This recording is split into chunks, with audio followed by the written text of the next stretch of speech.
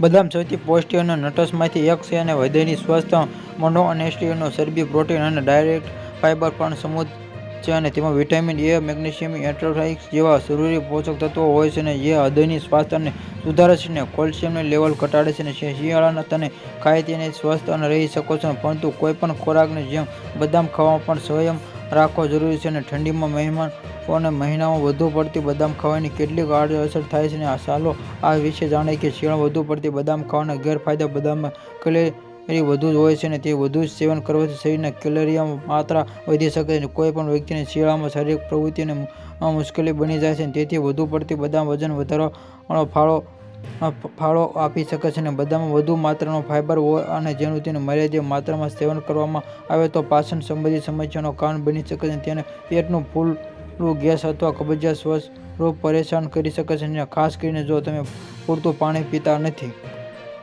બદામમાં fibre અને ભરપૂર હોય છે અને હાડકાના સ્વાસ્થ્ય માટે જરૂરી ખનિજો. જો કે ઘણી બદામ ખાવાથી ફાઇબરનું પ્રમાણ વધી જાય છે, સમયથી કેલ્શિયમ સાથે સારી રીતે સંપર્ક કરતું નથી અને તમારા હાડકાને અસર કરી શકે છે. બદામ વિટામિન ઇનો મહત્તમ સ્ત્રોત છે. જો કે વિટામિન ઇના વધુ પડતું સેવન જાડા થઈ શકે છે. બદામમાં ઓલિગોપેન નામનું કાર્બોહાઇડ્રેટ હોય છે જે મોટી માત્રામાં કિડનીની પથરીની રચનામાં ફાળો આપે છે. લોકોને કિડની સમસ્યા હોય તે બદામનું સેવન કરવાનું સાવધાન રહેવું જોઈએ.